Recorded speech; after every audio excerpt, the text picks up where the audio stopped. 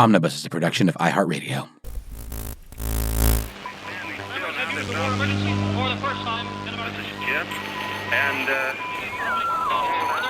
Receiving this message.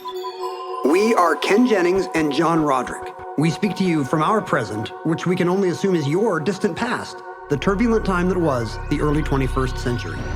Fearing the great cataclysm that will surely befall our civilization, we began this monumental reference of strange and obscure human knowledge. These recordings represent our attempt to compile and preserve wonders and esoterica that would otherwise be lost. So whether you're listening from an advanced civilization or have just reinvented the technology to decrypt our transmissions, this is our legacy to you. This is our time capsule. This is the Omnibus.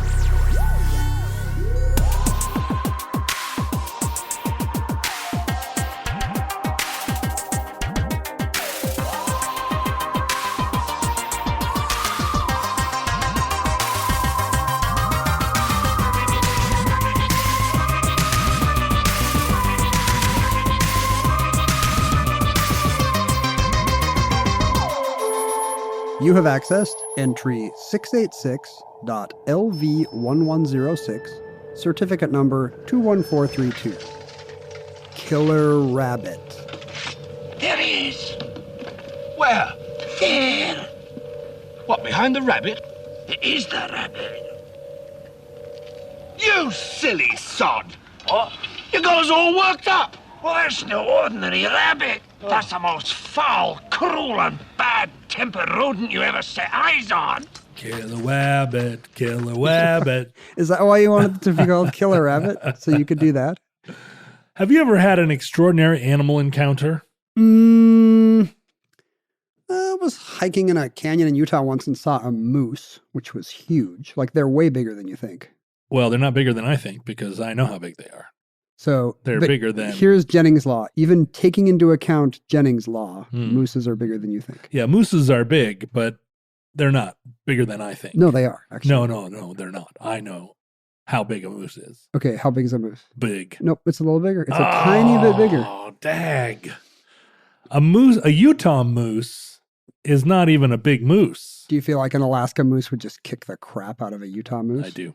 With its bigger, more masculine, more caffeinated antlers? I was walking down the bike trail, what we call the bike trail, although there are many bike trails in Anchorage, but I was walking down the bike trail. Is there one bike in Anchorage that you call the bike? It's the Campbell Creek Bike Trail, and I was with a lady friend, and we were walking along a stretch of the bike trail that used to go between my mom's house and my dad's house. And she said, you know, the one thing I'd like to see while I'm visiting Alaska is a moose. And before I could launch into my John Roderick explanation of how unusual it would be to see a moose in the summer in this location, she pointed over my shoulder and said, "Is that a moose?" And I turned around and it was a moose. I love this meme where the kid says, "Is this a moose?" And it was a cow moose, and she was in a swamp. Do the cows have antlers? No, she did not have antlers, and they don't have antlers. And when I saw it was a lady moose, you always worry about baby moose because the only time they really charge you or get grouchy seems to be when they have a baby there. Mm-hmm. So I hustled us out of there. But that line, "Is that a moose?" became, a meme within my local culture. Does it count as a meme if it's just you and your girlfriend? I wish that I could see a moose. Is that a moose? Pretty good. Is it possible that she has the power to summon moose? I wondered that exact thing. And? I don't since then. I have not seen her conjure a moose. So, I'm not with her all the time. She could be in the company of meese right this very second, but I've never seen it. But I've had a lot of unusual animal encounters, but nothing where the animal was really behaving that out of character, right? I was walking along a trail one time and I saw a porcupine coming toward me on the trail. Big porcupine. Was it jogging? Porcupine. Was it on one of those recumbent bikes? No, it was just like slop, just moving very slowly and sort of at a Aren't they nocturnal? Like a waddling gait. Aren't they crepuscular? Were you walking this trail at night? No, Were you walking your neighborhood at night and seeing the porcupines? The late afternoon. But seeing the porcupine just on the trail was a little unusual, but then he kept coming. And at no point was prepared to yield the trail. That's not good trail etiquette. No, so as we got closer, I realized I was going to need to yield the trail. And The less pointy trail user has to yield. I climbed down into the ditch and stood a respectful distance away while he continued on his path without even a turn to the side. I was hiking up. Is this just Porcupine Story over if we're alternating? Yeah, Or is there a sequel? That's Then the it turned around. That's the end of the Porcupine Story. But I'm dying to hear what you... The Porcupine Story, everybody. Classic omnibus bit. I was hiking in Wildwood Canyon above Burbank a couple weeks ago. Oh, not that long ago. Yeah. This is not a great animal encounter, but it has recency Mm-hmm. in its favor. Mm-hmm. And this guy from Connecticut is lost and asks me which trail to go back down to the park near. And I'm like, That's I think not an animal. I think that, yeah, it's a very Just unusual. a guy from Connecticut. I encountered a New Englander in the wild. They get lost all the He time. was extremely sunburned. I said, I think they all go, but I think this one goes to the place where most of the parking is. And as he turns to take my advice, he rears up like a horse because there's a pretty big, maybe a gopher or garter snake Yeah. in the path. And I'm like, oh, wow. And I come over to look at the snake and he's like, watch out, watch out. And I'm like, well, I don't think it's going to like jump at me. And it starts to go up the rockery. And the guy won't go by on the trail. And I think he's interested in the snake because I am. But it turns out he just doesn't think he can go. He's like, do you think it's safe now to go? The snake is well off the trail. The snake is now off the trail. It's climbing up the rocks above the trail. I said, yeah, I think you're okay. It doesn't appear to be poisonous. I think Right. the only poisonous snakes in California, I think, are rattlesnakes. And this clearly is rattle-free. Also, it has passed. now. Also, it's gone. It's very hard to get bitten by, like when people get bitten by a snake, it's because they were dumb. They either grabbed the snake or they didn't see it and stepped on the snake. Snakes do not attack, unlike porcupines. You're saying if you're just standing there on the trail and a snake comes along, You don't have to panic as You're much cool. as this nutmeg stater did. Okay. What's somebody from Connecticut called? A Connecticasian? a Connecticasian is when you go home with your college girlfriend and meet her parents. A Connecticut. Cacophony? A Nutmegger. A kinetic. Energy. Connect. That's the classic snake story, everyone. That's a great snake story. You know, I have a good story about a possum that was messing around my house all the time. I couldn't get rid of this possum. And the neighbor's cat used to hang out at my house too. I had a very attractive house to wildlife. And one night I was staring out the window and here comes the possum. And I knew that the cat was already kind of hiding like in a bush. I'd seen the cat. And I thought, now Finally, I know something the possum does not know. the possum is going to get it from this cat. And the cat came out of the bushes and the possum continued along and the two of them met in the grass and touched noses. What? And then the possum just ambled off and the cat went in its own way. And I was infuriated. This is how you know that animals are just doing it for our benefit, like they didn't know you were watching. So they do the Looney Tunes thing where it's like, hey, Sam. Yeah. Hey, what's the other one? Hey, Sam. Hey, Dave. Yeah, I don't know. I don't remember their names. But the sheepdog and the wolf, When Wile E. Right. Coyote talks for some reason. they both clock in and And if they'd known you'd been watching, they would have put on a little show yeah, chased each other for around. David Attenborough. But now it's all but what was it, a magical moment in the fairy moonlight? if the possum hadn't been such a bugbear around my property, It seems like you're being colored by your possum prejudices in this story. I did have a little bit of an anti-possum attitude. You're an at the time. anti-possite. I expected the cat to fulfill a purpose. In this case, possum eradication, or at least possum wrangling. It's not your cat, John. I didn't understand that possums and cats showed professional courtesy to one another like attorneys. They nodded and tipped their hats to one another, and that is not a thing I thought I'd ever see. Your Honor, permission to approach the barn. But animal encounters, of course, make up a big part of our American lore. There are all kinds of wonderful stories of people being rescued by animals or having faithful steeds and whatnot. Is that true? Being rescued by their loyal pets? Well, loyal Or just pet. a wild moose appears. I cannot think of a time when a wild moose lowers its antlers into the rapids. Legendarily, like, saved a person to let from the a bear. Indian princess up out of the cataract. But one of the most iconic American animal encounter stories is the famous killer rabbit attack of sitting President Jimmy Carter.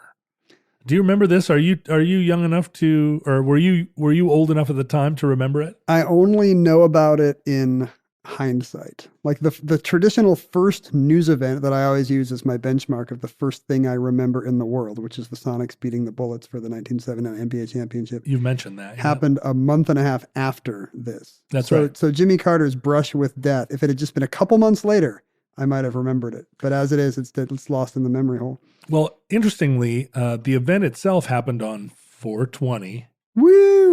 1979. I think that explains a lot. But it did not. Maybe that explains your chill neighbor's cat as well. See, it's always happening on 4/20. After everything got legalized, the cats won't chase anything anymore. Like, whatevs. But it was not widely reported until late August of that same year. Oh, so I could have remembered. Well, depending. Yeah. I mean, depending on, you might have still been basking in the glow of the Sonics victory and like unwilling to take in any new information. This is the kind of story that maybe a kid could be aware of, but like news events I remember in 1979 when I was 5 years old are few and far between. Well, the story was Jimmy Carter, who was very much like a country boy president. He didn't grow up in New York City. He's not from Penobscot, Maine. He was born and raised in Plains, Georgia. Which is a small town, right? Very small town. And was today, population 727. Plains. Even after all of the Carter fame. Your odds of becoming president, if you're from Plains, Georgia, 1 in 727. That's very good. Assuming that someone from Plains will become president, yeah. I think Jimmy Carter still counts as a resident. Maybe does he still live there? I think he does. I think there you go. Calls Plains home. 1 of 727 Plainsians are United States presidents, which is a better average than almost any place on earth. Certainly better here than here in Seattle. Yeah, we're over here. Yeah. But Jimmy Carter was the president at the time, and he went back to Plains to have a little vacay. You know, he didn't spend as much time at Camp David. He would go home and in this case, check on the peanuts. Carter was an avid fisherman and was by himself in a little rowboat out with his lure in the water.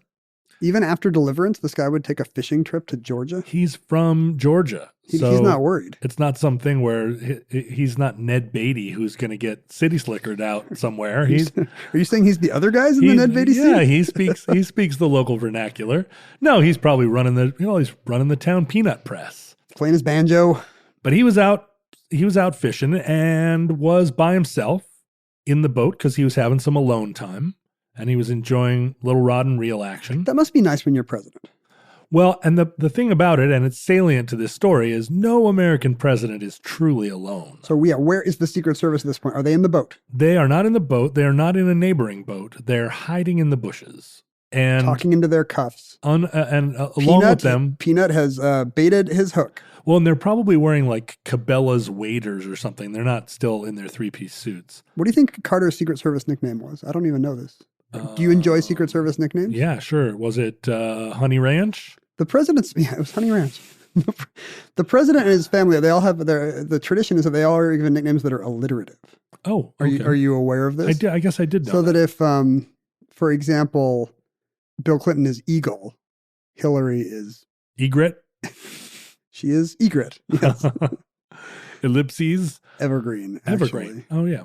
And did she remain evergreen even when she ran for president? Yes, you don't get a new Secret Service nickname. Even when you bump up in status? Yeah, she should switch. Yeah. She should be She's Eagle.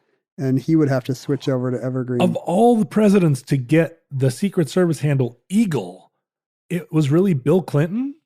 I would think like Eagle would be kind of someone a prize. Who actually served in the military. Yeah, right. Maybe he was the first one that like insisted on choosing his own. Right. They were like, wild turkey. He said, nah. Because a lot of them are not super. I mean, maybe Reagan chose his. His is rawhide. So not just cowboy, but like TV cowboy. It seems like somebody at Secret Service might have given him that. Now, what was Carter's? Carter was Deacon. Deacon. Yeah, that seems like something. He was kind of a deacon in his church. He's still a Sunday school teacher. Yeah. So he's a churchy guy. Rosalind Dancer. I don't know. Did she dance? Dancer? Did she dance? I don't know. Can't prove she didn't. Amy Carter, dynamo. Dynamo. Absolutely. That's so cute. What a dynamo that girl was. And then still a dynamo. And then her older siblings, Diamond, Derby, and Deckhand. Once you're locked into the letter D, I guess. I don't know whether I'd like Deckhand or not. What was Billy Carter? Did he have a name? For futurelings that know about Jimmy Carter, but not about his raunchy brother, Billy. His ne'er-do-well brother. Billy was kind of he's a Southern man, a little bit of a hick, maybe. He had a brand of beer named after him. What if we just switch this episode to being about Billy Beer? Billy Beer instead. I don't know what Billy Carter's nickname was. It starts with a D. Well, let's what if it's like just douchebag, and yeah, that's why the Secret Service doesn't put it online. Ding dong. Dingbat. Well, let's stick with Deacon. I'm sure the Secret Service were watching him through binoculars because the White House official press photographer was there, again, hidden kind of in the bushes. So Jimmy Carter, it's all like a game of pretend. He's like, I want to get out on the river and just have a little bit of alone time with me and my fishes. That's very good. And they were like, pss, pss, pss, pss. Deacon's in the boat. Deacon's on the river.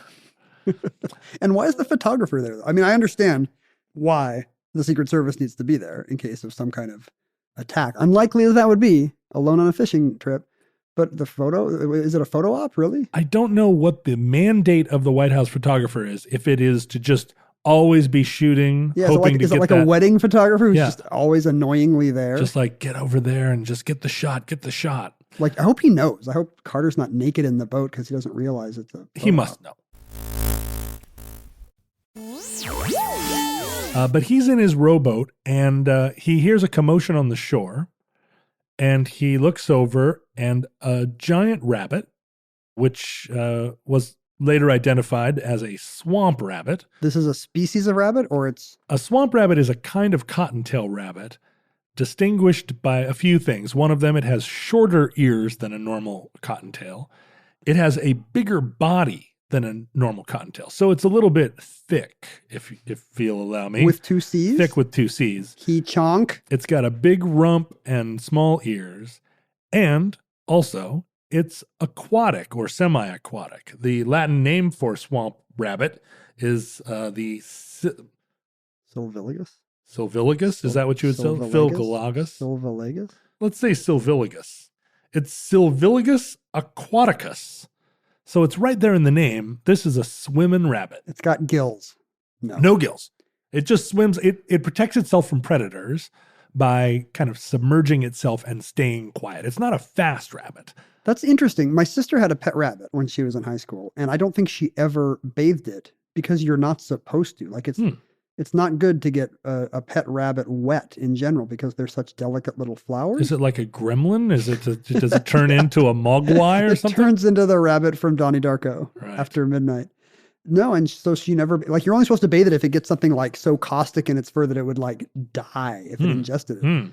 And yet here we have Silviligus aquaticus just paddling around the swamp to avoid gators. Well, this belief that you're not meant to wash a rabbit comes into the story. This rabbit jumps in the water and starts to swim directly to Carter's rowboat. And he's a Republican. And he's hissing and gnashing its teeth and making a bunch of like pretty aggressive noise. I already did the Republican joke, so I can't do it again. You can't do it again. Oh, so he's like a Republican then. Maybe you didn't hear it the first time. Will Rogers here, folks. What are you doing? Missing your bell? I'll be here all week. Do we know why it's hissing? What an odd thing for a rabbit to do. Well, there's some speculation that it was being chased by dogs. Dogs are one of its natural predators, or at least since the introduction of dogs. But I mean, dogs, wild dogs. Sure. Did wild dogs exist in the Americas prior to the arrival of Europeans? Dingoes. There must be wolves. Dingoes always. Oh, sure, of course, wolves. But you're right that the coyotes, the wild dogs that are more closely related to modern domesticated dogs, I think we only have in Africa. Sure, I can't think of any dog. Native South American. But wolves and coyotes and other canine species were predators of the water rabbit, but also the swamp rabbit gets it from both sides because alligators also eat them. It really seems like jumping in the water may not be the best approach. Not if you live down in the southeastern states, the swamp states. Like if they eat a kid at Disney World, there is no way they will not eat a delicious, thick with 2 C's That's rabbit. right, a big fat-bodied rabbit with small ears, so it's less of a choking. Yeah, you don't get the ears caught in your throat. Can you imagine being an alligator and seeing one of these thick boys? You're like, come on, baby. Lord, he coming. Anyway, this rabbit is clearly agitated, and he is not avoiding Carter's boat. He's like my porcupine. He's not ceding. The law of the ocean, right? You're Maritime law comes into force here. Cede to the larger craft, and this rabbit is just going straight at him. Seems like he's a Republican.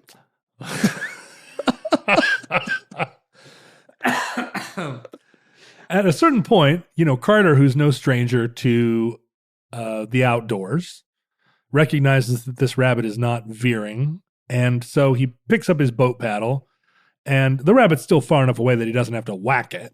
But he splashes the rabbit with enough water that it diverts the rabbit, and incident, like the Secret Service stands down. He's a peace-loving president. He splashes it with water. Actually, the guy with the metal briefcase is probably standing in a bush somewhere too, because he has to be fairly close to the president at all times. Sure. And Carter was a Cold Warrior. So the guy with the briefcase was probably calling Air Force One, calling in air support. Yeah, like F-4s were scrambling, and then the rabbit veers off. Incident over. But Carter goes back to the White House after his vacation in planes, and he tells this story. And it's, this is the kind of charming homespun anecdote that Southern people love to tell. It's a rare moment of self-sufficiency for a U.S. president, too, right? Like, I mean, famously, these are guys who can't tell you how much a box of granola costs because they haven't been to the store in 20 years. And yet here he is having to whack a rabbit with his paddle. Sure, he knows how to row a boat by himself. He knows how to use a paddle as a defensive weapon. And he's not, crucially, I think, not freaked out by an agitated rabbit. Well, if you were going to be freaked out by a swamp critter, I mean, the world's freakiest rabbit is not going to scare you that much. But I imagine at first you wouldn't. I mean, I'm not President Jimmy Carter. You are certainly not, but your impression's not bad. You are not, sir. I knew Jimmy Carter. And you saw no Jimmy Carter. Who is this hypothetical Southern senator who's very, very fed up with the idea that you might be Jimmy Carter? That was the Southern Lloyd Benson. At first, I don't imagine it would be clear that it was a swamp rabbit. This is unusual behavior for a swamp rabbit. Sure, you've got just something hissing and furry. Yeah, here it coming comes through the water. Big buck teeth. And then eventually, Jimmy Carter also caricatured as someone with big buck teeth. A peanut with buck teeth was how I first remember encountering Jimmy Carter. Yeah, all I knew about him was the smile. Big smile. Yeah, and I don't think we even remember that. It was just big in the caricatures, in the political cartoons. He had a wide mouth and he's quick to laugh. He was an easy smiler. And during the campaign for president in 1975, my people were political. I was becoming politically aware, at least aware that we were Democrats. And Carter was in all the papers and in Time magazine as this big smiling peanut, which really stuck with me as a second grader. Do you know what your parents thought of Carter? Well, my parents were Northern snobs, so there was a sense of Carter as a Southern Democrats were suspect. But Carter was a World War II veteran, and he was a good liberal. He wasn't some... Right. He was great on race. It was more like maybe they'll vote for him, even though he's not one of those Southern Democrats. Yeah, that's right. But there was a sense of him being somewhat unsophisticated compared to Eastern politicians that had all supped at the Princeton Club. When someone is literally a peanut farmer, it's not too hard to make them seem like a bit of a rube. But when your whole political platform is based in a kind of rough and tumble populism, you can't snob out the peanut farmer. That's pretty good press. This was the era, we've talked about the 70s a lot in the United States. This was the era of the bandit. This was Southern culture was ascendant, trucker culture. Good old boys. And Carter was what represented another side of it. Another reason why he might not have been super afraid of the rabbit, I just looked this up. When do you think Easter fell in 1979? Wait a minute. April 15th. It was the same week. A week after Easter. This rabbit had a lot to be mad about. This is Friday. And Carter probably maybe just thought it was going to bring him some Cadbury cream eggs. Oh, interesting. Maybe he was hissing, and that's a rabbit's way of saying, like, hold up, hold up. Carter's waiting to see if he's got a little basket with that green strawy grass stuff in it. Grass. Love that stuff. Well, so Carter went back to the White House, and he told his staff this charming anecdote about the rabbit. You'll never believe what happened to me out on the pond. You'll never believe what happened to me. I'm not going to stop doing it because I'm going to lose it. That's really, it's actually quite good. You've complimented me for my Kennedy or my Reagan on the show. Mm-hmm. I may have done Clinton. I'm not sure. Yeah, hard to know. But I wasn't really listening. Hard to know. But that's a A plus Carter. Yeah. A minus Carter. They're better Carters. Even Carter is like a B minus Carter. Yeah, I mean, Bill Clinton is constantly doing a C plus Carter. But his staff doesn't believe him because they are operating under the assumption, as you were, that you don't bathe a rabbit, and rabbits don't like water. And so they pish-poshed him. That's rude. Couldn't have been a sitting rabbit. President. No Wikipedia exists for them to check this. And all these guys are like, sir, I don't think that's possible. They're probably all career foggy bottom politicians that went to Georgetown, and they think that he's a little bit of a bumpkin. Who are you going to believe? Like Carter, a guy who's actually from the swamps? Or like Edmund Muskie? Right. Like you don't want to believe Ed Muskie. Never believe Ed Muskie. But it turned out that the White House official photographer was there, hiding in the bushes, and had taken a couple of photographs. One zoomed in shot of the rabbit itself swimming in the water. Wait, so this attack is unfolding, and this guy is literally just there taking pictures. No one, there's no part of the story where like people are sounding the alarm, but this guy's like, well, this is crazy. Oh boy, what a scoop. He gets a shot of the rabbit, and it's very clearly a swamp rabbit. It has short ears, but it is a large bunny. And then another picture with a little bit wider aspect, and with the soft focused leaves on either side. Does he have a fisherman's hat on? He has a baseball hat on, which is the Georgia version of a fisherman's hat. Is that true? Only in the North would you wear one of those floppy hats? I think the floppy hats are kind of like a Michigan thing. I may be just that may be some hat aspersion, but I feel like that's an Upper Peninsula thing, those floppy hats. I'm looking at this photo of him in the boat, and he appears to have, he's got maybe a polo or button down tucked into his pants, which he's wearing with a belt. He was the governor of Georgia. I guess you're always the president, even if you're out on your rowboat from a Pogo cartoon. Sure, he's been a little fancy for a while, and I think the fashion for untucked shirts didn't really come into vogue until the 90s, if you were a proper person. But so here are these two photographs, and the second one where he's in the rowboat, he's actually in the moment of splashing the rabbit. So it's an amazing action photo. Yeah, he's got the paddle in the water. There's all this kind of splash water headed toward the rabbit, and you see how pregnant the moment was. The rabbit is heading away already from the splash at the time the photographer takes this Carter picture. Splashed him away, and it's a hilarious story. And at a certain point, the president's press secretary, Jody Powell, mentions it in passing to an AP reporter or a reporter for the Washington Post. This is at the end of August. And by August 30th, it makes it into the Washington Post as a story. And you can imagine how this, it was a slow news day. And the story, the headline was something like, do you have it there in front of you? The headline was, Killer Rabbit Attacks the President. Wow, Washington Post is not above Inquirer-style tabloid journalism. No, it was and I think it was meant as a humorous piece, a humorous aside. And everyone took it with a lot of good humor. Bunny goes bugs was the headline. Bunny goes bugs. So they had a headline, Rabbit attacks president. Yeah. Front page of the Post. And the White House had not released the photo. No. So they had to put up like a political cartoon of artists. What is it? What do they say? Artist rendering of a giant rabbit attacking the poor president in his rowboat. And there was the idea of a killer rabbit was kind of in the cultural milieu because because of the Monty. Are you going to say Monty Python? The killer rabbit of Monty Python's Holy Grail, the rabbit of Caerbannog. That movie was the first Monty Python movie that really took the world by storm. And it was the number one British film in the United States of that year, universally lauded as a comedy masterpiece. And that's one of the most iconic scenes. Right. This unexpected little Run away, white run bunny away. jumping. So an attacking rabbit, that rabbit dismembers 4 different people in Holy Grail. So, and do you know what movie came out in 1978? Have you ever seen the cartoon version of Richard Adams's Watership Down? well, I remember loving that book about that time. Before I even read the book, I saw the movie as a kid, just thinking it was a cuddly rabbit Bambi kind of a thing. Oh, I'm not sure. There's a cartoon from the prior year in which the rabbits, it's quite a bloody, visceral thing. Oh, they attack one another. Yeah, don't tooth and claw. They got to defend their burrow, and there's an evil general rabbit who gets attacked by his own guys. It's a real.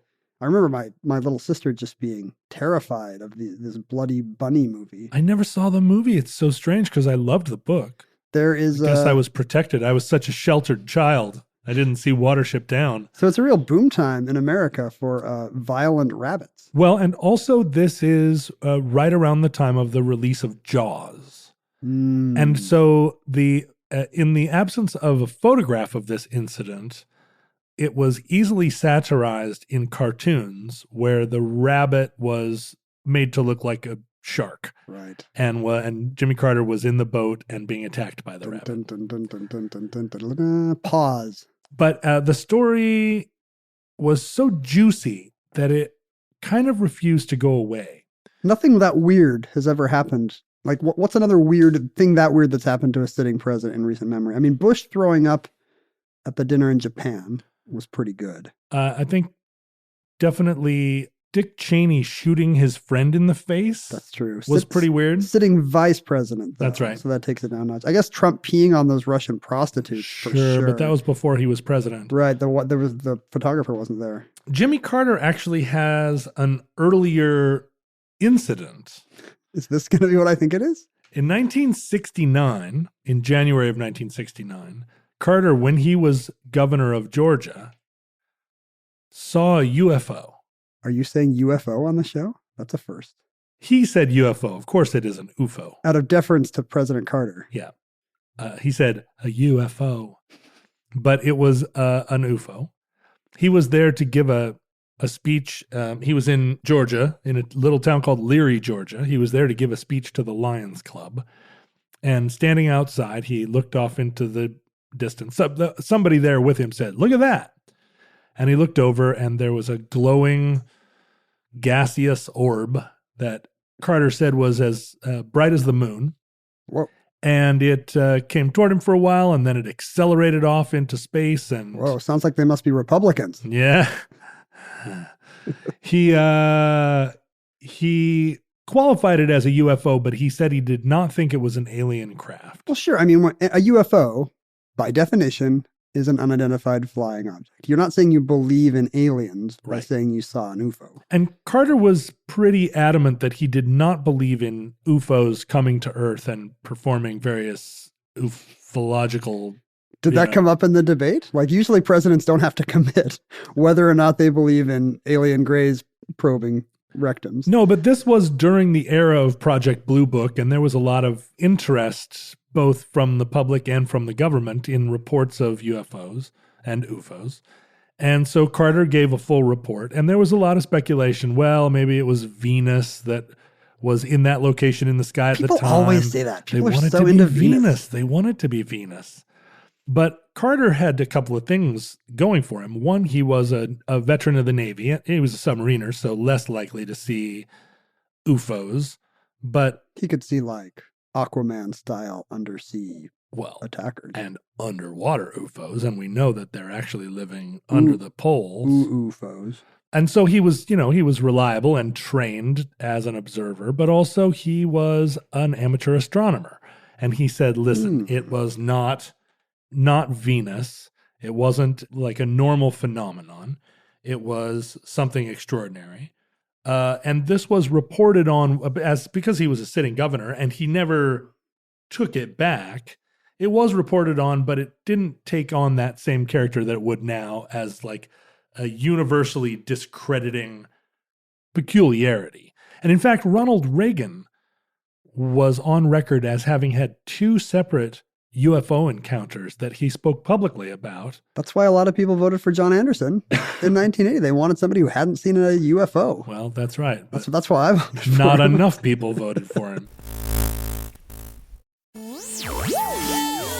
It turned out later that there was a scientific explanation for Jimmy Carter's UFO sighting, although maybe it's just another government cover-up. What is the cover-up, though? Well, apparently during this period, there was a study going on of the upper atmosphere. That's what they always say. If it's not Venus, it's a weather balloon. Listen to this. This is even better than a weather balloon.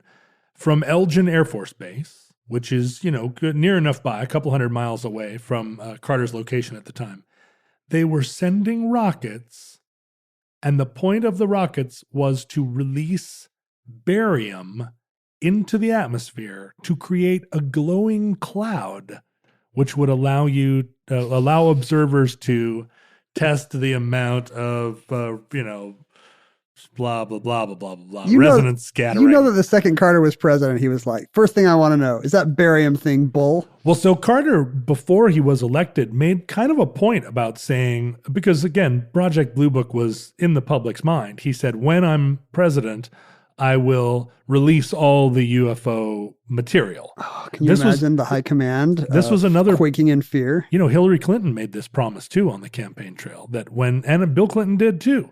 When I'm there, I will release all the UFO material. And then Carter very conspicuously walked it back and said, national security prohibits me from releasing all this classified information.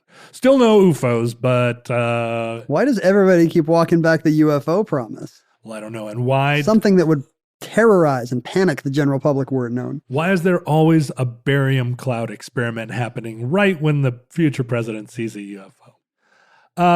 But the story of the rabbit took on a life of its own. And here they come. The Republicans started to use it to their advantage because Carter's reputation was as somewhat a hapless president, right? I mean, Gerald Ford was caricaturized and mocked as a bumbling, clumsy oaf. Just because he fell down once. He fell down one time, right? And he was a college football player. He was a natural athlete, light on his feet, a great dancer. I mean, to be fair, I've never fallen down. So I would still laugh at Gerald Ford for having fallen down once. Have you never fallen down? I've literally never fallen down.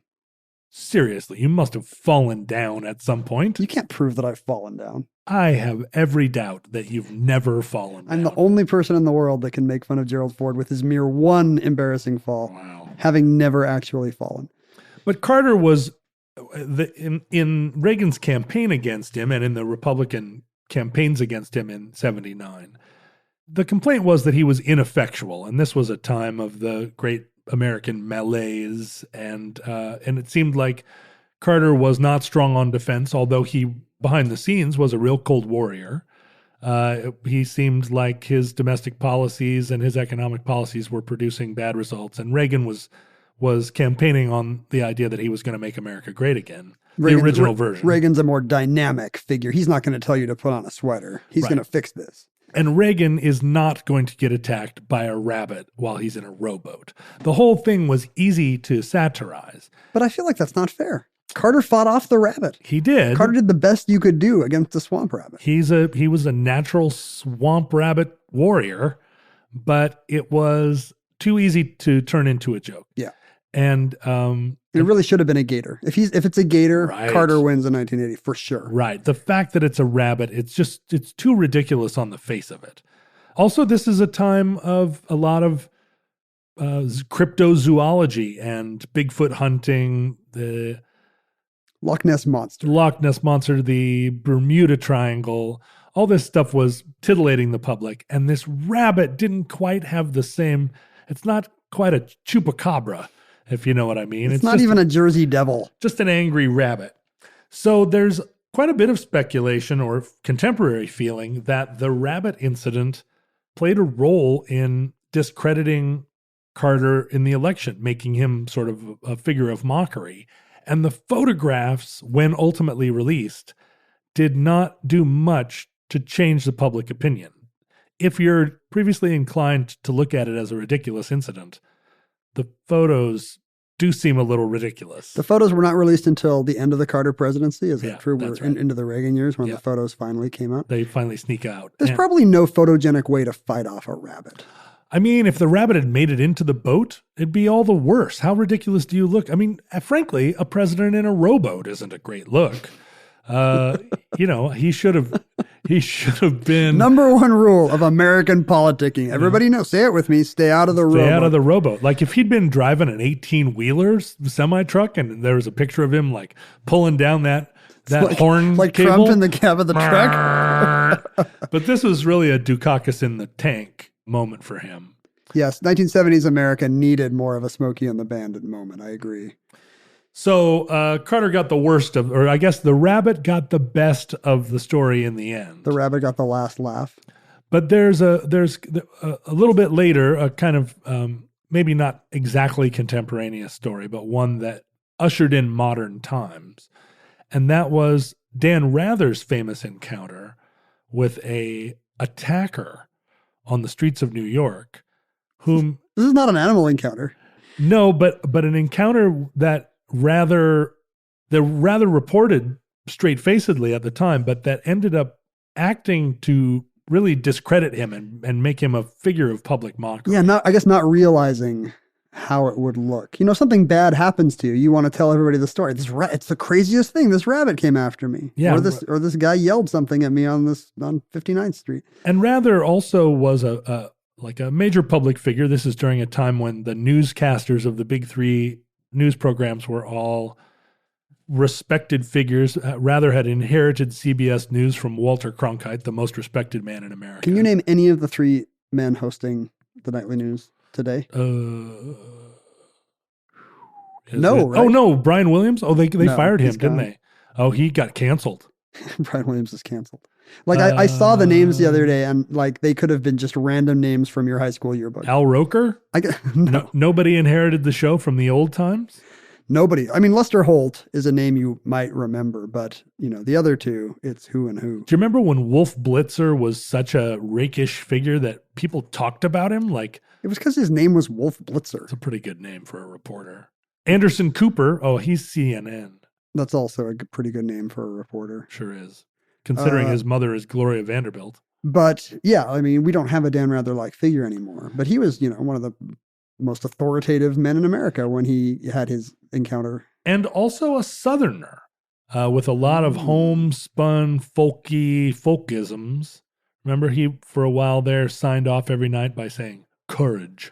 And he would always be like, he'd do election reports would be coming in, and he's like, these are as confusing as a mule in a hurricane. That's right. Or he'd say stuff like that. Two lizards in a hot, wet bag. Exactly. But his story was, walking down the street, he was attacked by a man who punched him from behind, knocked him down, was joined by a second man. And I forgot there was a second man. His initial assailant kept screaming at him, "What's the frequency?" Or no, Kenneth, what's the frequency? Kenneth, what is the frequency? And as reported, it was so nonsensical. By the way, as somebody named Kenneth in 1989 or whenever. Oh, tell us what that was about. Tell us what that was like, Ken. Did you get what's the frequency? Continually. Really? High school was one long, what's the frequency, Kenneth? That's kind of my long duck dong moment. Well, and it wasn't made 86. Wasn't made any easier by the fact that REM immortalized it in their song, What's the Frequency, Kenneth? I was brain dead, locked out, numb, not up to speed. Well done. Well, I guess it was your theme music, right? You'd better know all the lyrics. Not a fan of that record, but it turned out also that there was an explanation for What's the Frequency, Kenneth. Is it related to the rabbit? Are you going to tie all this together? It's not there, but it is related to a certain amount of extraterrestrial insanity, I guess. In 1994, a man by the name of William Tagger killed an NBC stagehand named Campbell Montgomery outside of NBC in New York City. Killed him while trying to gain entrance to NBC with a weapon in order to get inside and find whoever it was that was responsible for beaming all these insanity-producing rays into his brain. And he thought NBC in particular? yes, and it sounds very much like an episode of Schizophrenia. But this is fully 8 years later after his encounter with Dan Rather. And it turned out that there was an engineer at NBC who operated out of WMAQ in Chicago, whose name was Kenneth Steininger. And Kenneth Steininger was responsible for assigning the frequencies to news programs on the East Coast. How would this William Tager, how would he know of an NBC staffer who's in charge of certain news feeds? Unclear. William Tager survives to this day and was paroled from prison for the murder of Campbell Montgomery and walks among us. We should ask him. Maybe on a future episode of the Omnibus, we'll find Kenneth, we'll find William, we'll find the rabbit. Carter's still alive. Carter's still with us. And Dan Rather is still alive. The barium. The guys from Elgin Air Force Base? I doubt that they're going to come clean. They're going to keep their barium secrets to the grave. You know, I met Dan Rather once. Yes. You met him at a party. I can't remember if you've talked about this on the Omnibus or not. I met him at a party at Paul Allen's house. Mm. And I wasn't aware he was going to be there. I was standing around, with a drink in hand. Hoping Ted Danson would show up again. And here comes this shadowy figure. And he's standing there and, people are kind of keeping a distance. And I looked and, kind of wondered like why nobody's talking to this poor guest. I recognized it was Dan Rather. And as you know, I'm not a shy fellow when confronted with one of the most respected men in America. No fear of man nor moose. And we went over and we talked about, you know what? I never thought to mention Kenneth. He probably appreciated that. We talked about other things. That's not what he wants. We shared some homespun wisdom. When you talk to famous people, you should just talk about something else. I said, I'd really love to see a moose. Is that a moose? And that concludes Killer Rabbit. Entry 686.LV1106, certificate number 21432 in the Omnibus. Now, Futurelings, John and I were products of our time, and as such, we do not want you to hold us responsible for the terrible cataclysm that social media is about to wreak on our culture. But for a short period in the early 21st century, we were respectively at Ken Jennings and at John Roderick on Twitter, and in John's case on Instagram. We started the @Omnibus Project account to trace our important research and developments on all social media platforms you can think of. We founded the Futurelings group on Facebook to assist us in our rabbit and barium related research. We invited the foremost minds of our time to communicate with us at the Omnibus Project at gmail.com, or if they had non-digital items, to send them to us at Omnibus Project, P.O. Box 55744, Shoreline, Washington, 98155. And they have sent us delightful things. This is a postcard from the Democratic People's Republic of Korea. How do you get, it's clearly a beautiful item. You wouldn't think that North Korea would manufacture postcards, let alone let some gaijin send them out. I can't read the revolutionary slogan at the bottom, but this does seem to depict 4 generations of the Kim family, all dressed in military garb and holding automatic. What is rifles. the Korean word for Westerner? It's not gaijin, obviously.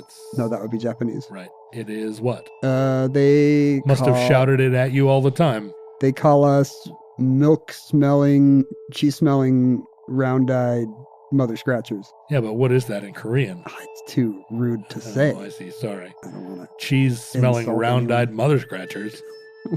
We also got a soap dish made out of melted aluminum soda cans. I'm taking that for sure. By a listener who was inspired by your backyard blast furnaces of the Cultural Revolution era, of Mao era China. That is a beautiful thing. And Mao's furnaces thing. did not work, but this guy was capable of making a beautiful, solid aluminum. Listen to this. Wow. That is the sound of a solid soap dish. That is going to keep my soap from getting the sink messy. And some homemade soaps. This one smells like, I don't know, I can't have homemade soaps. Most of the time, they're too perfumed. And this for one me. smells like, I also don't know. But yeah, these are pretty heavily perfumed. Are you They saying strong? Are you saying I'm going to keep the soap and you're going to keep the dish? Yeah, I'm allergic to the soap, but you with your hardy pink skin and I don't want this. Aluminum causes Alzheimer's. You can have this. eyelashless blondness. Eyelashless. Freakish, hairless blondness. So thank you. Feel free to send us other things along those lines, and we will marvel at them on the show, unless they're lame. We also, what did I not say? The shirts. Oh, sure, the shirts. For a few short days, for less than a week remaining, there was a short period in April 2019 when we made 2 fantastic shirt designs available through our friends at Cotton Bureau. A shirt that says Omnibus, a shirt that says Futurelings. Use them to identify your fellow listeners. You can find those by perusing the Cotton Bureau website. How do you spell cotton, John? COTEN. Cotton. That is correct. Spell cotton that way and spell bureau however John said it last time. cottonbureau.com/people/omnibus. They're fantastic shirts. Don't miss out. Cotton Bureau /people/omnibus. Futurelings, from our vantage point in your distant past, we have no idea how long our civilization survived or whether you were able to get a Omnibus Futurelings t-shirt during this limited time offer. We hope and pray that the catastrophe we fear may never come. But if the worst comes soon, this recording, like all our recordings, may be our final word. None has been yet. We've been wrong 100% of the time. This could be it. So far, every day we have come back for another day. We can't last forever. We are resilient like that, but by the law of averages, it's going to catch up with us. That's right. Only 1 out of 726 people from Plains, Georgia has ever been president of the United States, and only one day will be the last. Our 727th episode will clearly be the final one. If Providence allows, we hope to be back with you soon for another entry in the Omnibus.